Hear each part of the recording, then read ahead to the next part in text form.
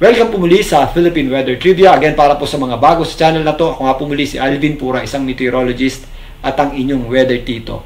Ngayon, balikan na natin itong bagyong Opong na bahagya pong nahihirapang lumakas dahil do sa tinatawag na vertical wind shear. Talakayin natin yan. Ang bagyong Opong po ay nananatili sa severe tropical storm category na may taglay na lakas na hangin na umaabot sa 110 kilometers per hour malapit sa kanyang gitna. At kung minsan may mga pagbugsong umaabot sa 135 kilometers per hour. Ito po ay napakalapit na sa kalupaan o ating landmass. Ito po ay huling namataan ng Pag-asa sa lying around 150 kilometers silangang bahagi ng Borongan, dyan po sa may Eastern Samar. At yung kanyang mga kaulapan nga, kung mapapansin nyo dito, ay sumasabit na sa malaking bahagi ng Visayas, Mindanao at ilang bahagi po ng Bicol region. Again, kung mapapansin nyo itong ating satellite image, narito po yung kanyang center, nasa eastern section ng Eastern Visayas. Yung kanyang bulto ng mga pag-ulan at mga kaulapan ay nandito sa leading edge niyan o nasa southwestern part o nasa ibabang bahagi niya yung kanyang mga malalakas na pag-ulan at mga kapal na kaulapan. Ito po ay nagpapakitang shield o tabingi yung ating bagyo dahil yan do sa ating tinatawag na vertical wind shear o yung hangin sa mataas na bahagi ng ating atmosphere na bumabangga sa bagyo. So anong nagiging implikasyon yan? Ito pong bagyo natin ay nahihirapang mag-consolidate ng kanyang lakas dahil nga do sa hangin na tumatama sa itaas niyan. So nagkakaroon tayo ng parang shearing effect or dahil nga bumabangga yung hangin na yan. Maliban dyan, ito rin po ang nagpasubsob o yung ating vertical wind shear din po yung nagpapasubsob sa ating bagyong Opong. Kaya medyo bumaba din yung kanyang forecast track. So ganito po yung itsura ng ating bagyo ngayon. Ito po yung kanyang center at nasa leading edge niya. Southwestern part yung bulto ng ating mga kaulapan at mga pagulan.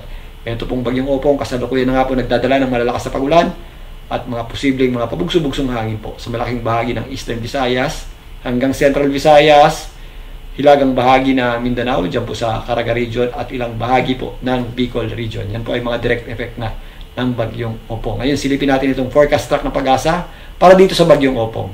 So, narito po ang official forecast track ng Pag-asa para sa bagyong Opong. Patuloy nga itong kumikilos pa west-northwest o patungo dito sa direksyon ng Northern Samar sa bilis na 20 kilometers per hour. So, posibleng maya-maya lamang or mamayang madaling araw ay maglandfall na or sumabit na yung kanyang gitna dito sa ilang bahagi ng Northern Samar. Inaasahan pa rin po ng Pag-asa na lumakas pa yan ng bahagya as a typhoon prior to landfall. Pero sa ngayon, ito po ay nasa severe tropical storm category. After po niya maglandfall, nakikitaan po natin ang bahagyang paghina habang binabaybay itong ibabang bahagi ng Bicol region patungo dito sa area ng Mindoro ngayong Biyernes ng umaga hanggang hapon. Ito pong bagyong si Opong ay posibleng nasa West Philippine Sea na by Sabado ng madaling araw at palabas na rin ng ating Philippine Area of Responsibility sa Sabado rin ng hapon. Pero habang kumikilos nga patawid ng ating bansayan, ito pong kanyang mga malalakas na pag-ulan, particularly dito sa ibabang bahagi nito, ay magdadala po ng mga malawakang pag-ulan at malawakang pagbaha dun nga sa mga areas na affected nito. Meron din po yung inflow ng hangin so may mga areas din po sa Luzon, dito sa Northern Luzon, ang eastern section nito, kasama po dyan ang Central Luzon na magiging or na magkakaroon po ng mga possible na pag-ulan dulot ng panglabas na kaulapan naman ng bagyong Opong at yung kanyang hangin na hinihila. Samantalang meron pa rin tayong inflow ng hangin dyan or ating habagat naman dito sa ibabang bahagi ng bagyong Opong. So narito naman ang tropical cyclone wind signal ng Pag-asa o yung babala ng Pag-asa para sa malalakas na hangin na posibleng daladala ng bagyong Opong. Sa ngayon, signal number 3 yung ating pinakamataas dahil nasa severe tropical storm pa lamang ang bagyong Opong. If ever umakyat po yan sa typhoon category, meron tayong possibility umabot sa signal number 4. Pero ngayon, nakataas po ang signal number 3 ng Pag-asa dito sa Northern Samar. Samar, kasama po dyan ng Masbate, maging dyan sa Burias Islands, ilang bahagi ng Albay, at ito pong area ng Sorsogon. Dahil ito yung ating unang tutumbukin ng bagyong Opong in the next few hours. So madadagdagan pa po yan at lalawak pa habang tumatawid po ang bagyong Opong. Samantalang, ang signal number 2 natin ay nandito po sa Bicol region, kasama po dyan ang Quezon, Laguna at Batangas, maging dito sa Marinduque, Mindoro, kasama po dyan ang hilagang bahagi ng Palawan, Romblon, at ito pong ilang bahagi ng Panay. Samantalang, ganun din po ang signal natin dito sa Samar at Eastern Samar. Signal number 2 rin tayo dito sa may area ng Biliran. Ito naman pong natitirang bahagi ng Luzon, kasama po dyan ng Metro Manila, nag-extend pa yan hanggang Northern Luzon. At itong itaas na bahagi ng Visayas, meron tayong nakataas na signal number 1. So again, ito po ay babala para sa mga posibleng malalakas na hangin na dala-dala nito pong bagyong Opong. Particularly yung ating mga pinakamalalakas na hangin na associated sa mismong bagyo is yung areas na medyo malapit po dun sa gitna nito. Yung ating mga areas na nasa signal number 1, ginagamit po yan para mag-ready tayo sa anumang changes ng direksyon o lakas nito pong bagyong Opong. Kaya tinatawag po yung lead time.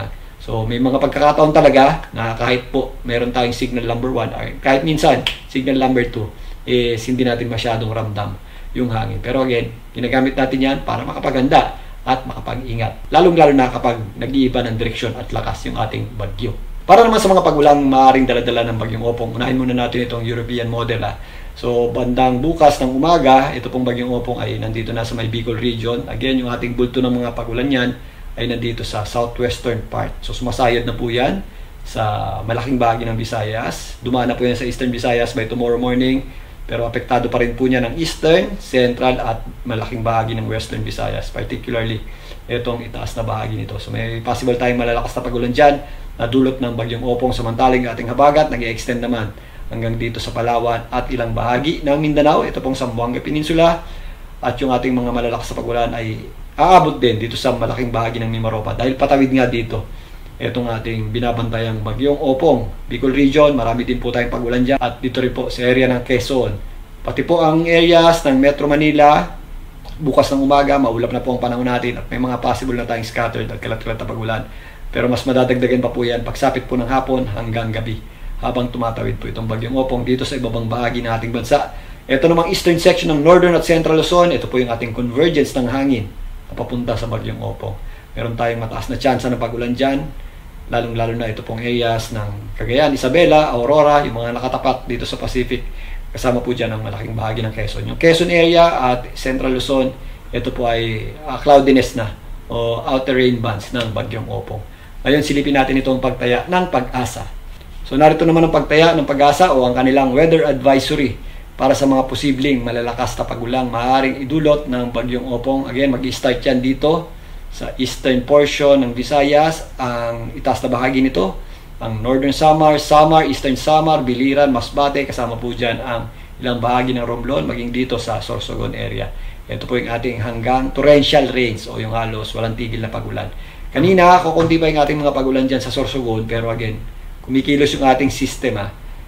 Not necessarily wala na po tayong matatanggap na pagulan dahil papalapit pa lamang naman at mamaya pang madaling araw ang landfall nito. So, dahan-dahan po tayong nakakaranas or nadadagdagan yung ating mga pagulan. Dahil nga kumikilos ito, kumikilos din yung kanyang mga kaulapan. Samantalang yung ating mga katamtaman at kung minsan malalakas na pagulan ay nandito naman sa mga areas ng Camarines Norte, Camarines Sur, Albay, Catanduanes, Quezon, Marinduque, Oriental Mindoro, Batangas at ilang bahagi ng Laguna. At Rizal, kasama po dyan ang malaking bahagi ng Panay. At ito pong Negros, kasama rin po dyan yung itaas na bahagi nito, ang Negros Occidental, maging dito sa Leyte.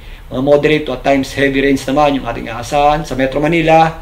Kasama po dyan ang Cavite, Palawan, maging dito sa areas ng Negros, Cebu at Bohol. Kasama po dyan ang Siargao. Ito pong Southern Leyte, kasama na rin po dyan ang Dinagat Islands. So yung mga areas na iba, wala pong kulay, meron tayong mga scattered o kalat-kalat na pagulan dyan. Kasama po dyan ang natitirang bahagi ng Central Luzon.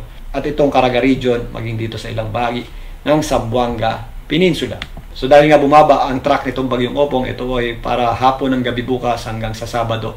Kung mapapansin nyo, bumaba rin yung ating mga pinakamalalakas sa pagulan. At again, nandun po yan sa southern part ng bagyo. So possible po yung ating mga up to torrential rains, Batangas, Marinduque, Mindoro, at yung ating mga heavy to intense rains naman, kasama po dyan ang Cavite, Laguna, Quezon, Marinduque, Romblon, ito pong Aklan at Antique, kasama po dyan ang Rizal, at nabanggit ko nga kanina, Quezon, kasama po dyan ang Pulilio at Bataan area. Sa Metro Manila, meron tayong mga possible na moderate at kung minsan heavy rains, kasama po dyan ang areas ng Bulacan, Pampanga, at Zambales. At yung mga areas nga dito sa itaas, yung pinapakita natin kanina, Aurora, Isabela, Cagayan, wala dito. Pero meron pa rin tayong mga matataas na tsansa ng pagulan dyan or scattered na pagulan dahil doon sa inflow ng ating hangin. Masbate, Capiz, Iloilo, at Palawan. Ito po yung given na mas mababa na ang track ng bagyong Opong at pahagyarin po itong humihina kapag nagkaroon tayo ng interaction sa ating landmass per kalupaan. At dahil nga meron din tayong vertical wind shear na nakaka-apekto dito sa ngayon. At posible po yung lumakas pag nakatawid na dito sa may West Philippine Sea. So again, maganda at mag-ingat po tayo sa posibleng magiging epekto ng bagyong Opong, lalong-lalo na tumatawid po ito sa ating bansa. Maghanda at mag-ready po tayo sa mga posibleng malalakas na pag-ulan na pwedeng magdala ng mga malawakang pagba at malawakang flash floods at landslides. Ito pong bagyong Opong ay napakalapit na sa ating landmass or kalupaan. Mag-ingat din po tayo sa malalakas na bugso ng hangin na maaaring makapekto sa atin, particularly doon po sa mga areas na malapit sa gitna. Ito pong bagyong Opong. Yan muna pagtalakay natin dito. Abangan natin ang paglandfall niyan maya-maya lamang, mayang madaling araw. At muli ako po ang inyong Weather Tito mula sa Philippine Weather Trivia. Magandang gabi po at mag-ingat tayong lahat.